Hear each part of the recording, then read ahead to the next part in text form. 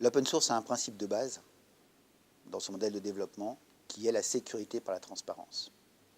La sécurité par la transparence, cela veut dire qu'un code écrit dans l'open source est vu, revu, corrigé, analysé et validé par un ensemble de personnes, un ensemble d'acteurs.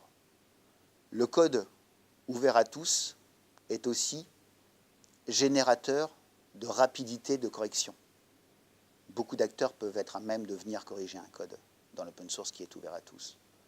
Je rappelle que 97% des failles de sécurité qui sont trouvées et corrigées par Red Hat le sont dans le premier jour de publication de la faille de sécurité. On a donc une très grande réactivité dans le modèle de l'open source. Par opposition à ces deux principes, la sécurité d'un code propriétaire provient d'un mécanisme dit de sécurité par l'obscurité.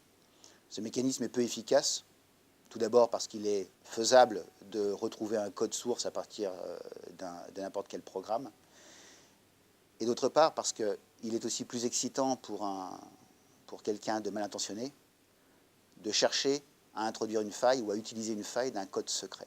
On va trouver dans des téléphones portables, dans les systèmes d'exploitation de téléphones portables, des failles de sécurité sous la forme de logiciels espions qui rapatriaient de l'information personnelle, où on peut citer le cas d'un fournisseur de bases de données qui a créé en 2015 un ensemble de correctifs de sécurité un an après la découverte par un chercheur. Donc ça illustre bien les problématiques de réactivité ou de non-transparence qui sont liées au modèle propriétaire.